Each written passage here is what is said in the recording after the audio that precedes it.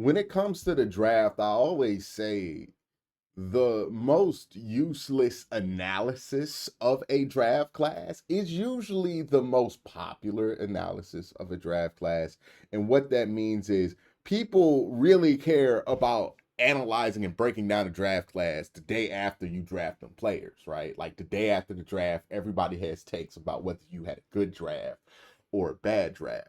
But in reality, the day after the draft is probably the most worthless day of analysis when it comes to what could happen, right? Especially if people are telling you definitively if this player is going to be good or bad. Like I've heard all kind of takes. Remember the takes we heard about the Houston Texans and the Will Anderson trade, and it was an awful trade, and it's just this incompetence by the Houston Texans, and then you fast forward 2 years later, and all of a sudden that trade looks amazing.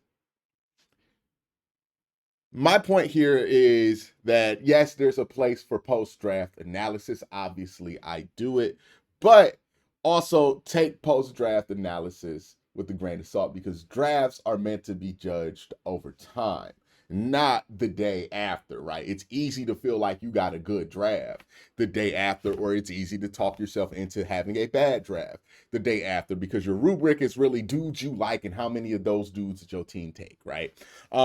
So let's look at the Browns 2023 draft because this is a draft that kind of got written off by a lot of Browns fans after last season because only one player in this draft class played significant time, and that was DeJuan Jones. Everybody else in this draft class, maybe DTR played a little bit too, but everybody else in this draft class really didn't play that much. Well, that's not been the case in 2024. We've gotten to see more out of these guys. And the more and more we see out of this 2023 draft class, the more and more I have to ask myself the question of, hey, did the Browns actually have like one of their better drafts since coming back from expansion in this class? Because there's certainly seeds that look like it could be the case, especially when you consider where the Browns are picking and how they got these guys and how resource robbed they were in this draft. Because remember, the Browns didn't have a first round pick. The Browns didn't have a second round pick. Their first pick in this draft was at 74. So let's go through it. Let's look at this draft and let's kind of see where we think this class is given what we know right now. Cedric Tillman was the first pick in this year's draft, well, that year's draft class. Cedric Tillman didn't look like a stud his rookie year. He had a couple of issues being where he's supposed to be. It seems like for the most part, he's gotten over that. Since trading for Amari Cooper, he's had an uptick in production. And it looks like Cedric Tillman is at least going to be able to fill the Donovan Peoples-Jones role of like being an 800, 900-yard receiver. Now, is he going to be a number one receiver? I think he has to make some big steps in his development to be a number one receiver. But for the 74th pick in the draft, you're not looking for a number one receiver. You're looking for somebody who could be a quality, productive NFL receiver. And if you get a guy who could be a number two receiver with the 74th pick, that's a home run, right? In the third round, getting a guy who could be a number two receiver, that's not common. So you would love if that's the case with Cedric Tillman, and it looks like that is where Cedric Tillman's career is trending as of now. It could change at the end of the season. It could change by the end of the year. But right now, when you're looking at this class, you look at the top pick, Cedric Tillman, you have to feel pretty decent about Cedric Tillman there. Now, obviously, Siaki Ika was a straight up miss. They picked him at 98. Nobody liked the pick at the time that they made it. I famously hated the pick at the time they made it. He's not on the team anymore. It was a bad pick. But then you come back around with your next two picks. And I think these two picks greatly outweigh missing with Siaki Ika at 98. You have DeJuan Jones, who the question is, can he start at right tackle or left tackle? Like, you know DeJuan's going to be a starter for your team going forward. The question is, can he stay healthy? Can he keep his weight down? But as far as a level of play, he's already starter quality. It's only a year and a half into his NFL career. You got that at pick 111. That's a home run pick there almost already, right? There's not a ton of fourth round picks that start well like DeJuan Jones has throughout his career, and definitely not a lot of fourth round picks in the NFL with the amount of upside that DeJuan Jones has. Isaiah McGuire, we got to start having a conversation. He looks like he could be a starting edge in this league, or at least a very productive rotational edge in this league. He's one of the Browns' best run defenders. He's one of the Browns' highest graded defenders, according to Pro Football Focus. Isaiah McGuire has put in work over this offseason. He showed some flashes in very minimal time that he played last year, but he really just didn't get the opportunity. Now, with trading Zadarius Smith, he's going to get more opportunities to be on the field more often. And the more we see of Isaiah McGuire, the better. I mean, this is one of the players on defense that Jim Schwartz seems extremely excited about their upside. And he was looked at as a upside pick when he came out of Missouri. So that I think is a excellent thing for this team, obviously. And there's more to come with him, I believe, right? I think there's more meat on that bone than what we've seen already. But what we've seen from Isaiah McGuire is pretty encouraging. Then you have DTR, pick 140. I don't call this one a miss. You got a dude who could be a backup or a third string quarterback for the duration of his contract, his rookie contract, right?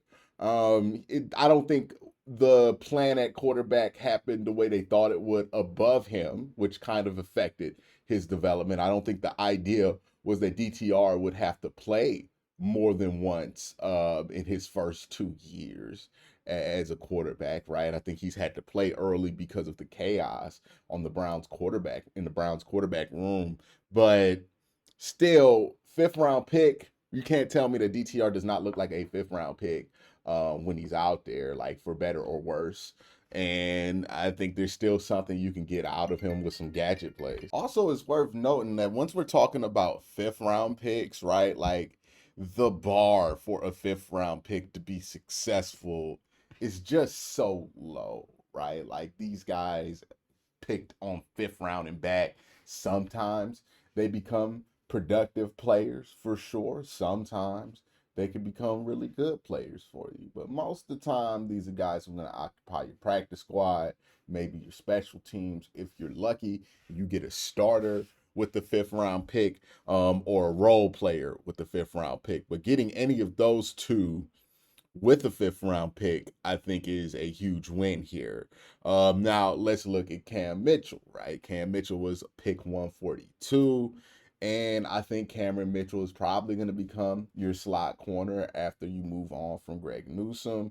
I think he showed some promise there. He's a really good zone corner. He's not as good in man, but in zone, he has pretty good instincts. He seems to be able to find the ball well, and then he's quick enough to get to the spots that he needs to get to make the plays that you expect Cam Mitchell to be able to make.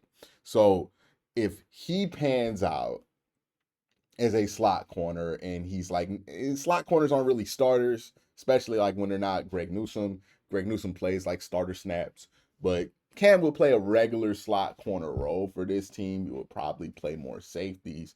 But if you could get that out of Cam Mitchell and you get that out of a fifth round pick, that's a massive win for you there, right? So we're looking at this draft right now. You got Cedric Tillman could be a good win there at the third round pick. DeJuan Jones is a home run. Isaiah McGuire, if he's a starter, that's a huge win there from pick 126.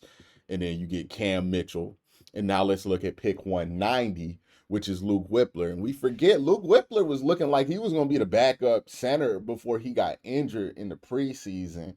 And I think if he didn't get injured in the preseason, there might be a chance where he gets an opportunity to start at center, given how poorly Ethan Posick has played at times. And there's a lot to like there with Luke Whippler as a potential center. Like, I think he has the strength necessary. He beat out Nick Harris, who this team once thought was a starter at center, right? So he was able to beat him out, just man to man in his rookie year.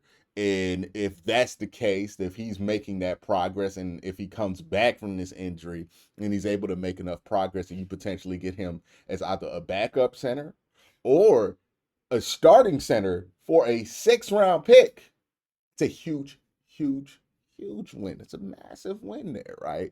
And then all of a sudden you're looking at this draft class and it looks a lot better than you thought it would last year, right? Because you're going to get Cedric Tillman, who's going to be a starter. Dewan Jones is going to be a starter. Isaiah McGuire looks like he could be a starter. Cam Mitchell looks like he could be a starter slash role player because he's a slot corner. And Luke Whippler, look, I wouldn't write him off as potentially being a starter, but he's definitely at least going to be able to be a role player for you. And that's 5 guys in the draft class where you didn't have a 1st or 2nd round pick. And I'm not even done yet because we got to talk about 2 guys who could also potentially become starters who are already role players for this defense that were undrafted. Mahmoud Diabite. He's had some really eye-opening performances this season in replacement of JOK. He looks like somebody that there's obviously going to be a role for on this team. And he's playing at a high enough level that you have to consider him a huge win as a undrafted free agent. Like if you could potentially start him next to JOK, which does present some problems because Mahmoud would have to pick up some weight because he's just too thin to put out there with JOK. But you could run base, right, with JOK, Jordan Hicks in the middle, and then Diabite on the opposite side there, or maybe you want to put Jordan Hicks at Will or Sam or something like that. But you can potentially use Mahmoud definitely as a role player for this team. And remember, I said a role player is a win for a 5th round pick. So undrafted free agent, getting a role player there, that's a home run if you can get that. Ronnie Hickman, another guy who at the very least is going to be a role player for you because he's really good enough already to hold down that backup safety spot. He's not there where he's like better than Juan Thornhill already in his career, but you don't expect that out of an undrafted free agent. He has good athleticism. He has decent instincts. I think that's where he needs to kind of sharpen up the most. Sometimes he doesn't realize when he needs to kind of come in and make a play. But if he does sharpen those instincts, he has the athletic ability to be able to be a quality starter at the safety position, or at least at the free safety position. And again, it's an undrafted free agent. If you're looking at this draft class, you see Cedric Tillman, Dewan Jones, Isaiah McGuire, Cameron Mitchell, potentially Luke Whippler, potentially, if you want to, DTR, even though he's never going to be a starter for you, but maybe DTR could be a quality backup for you, right? I still think that's on the cards for him, is being a quality enough backup. And then Diabite, Ronnie Hickman.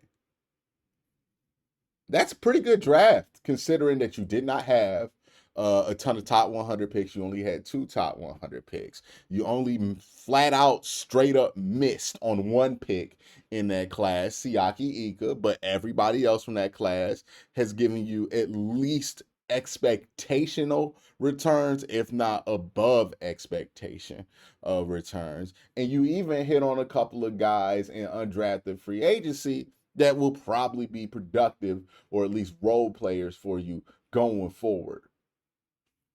I think it's time we start putting some respect on that 2023 draft class's name. And that's an impressive haul when you don't have a 1st or 2nd round pick.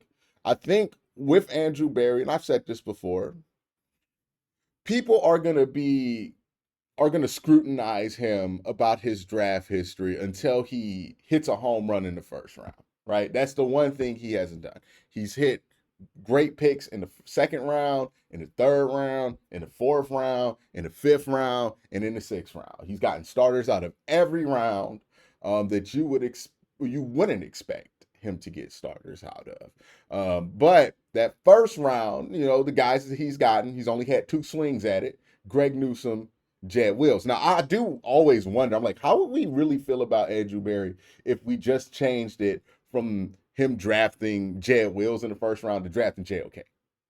I feel like we would be okay with it, right? Because JOK would be a hit as a 1st round pick.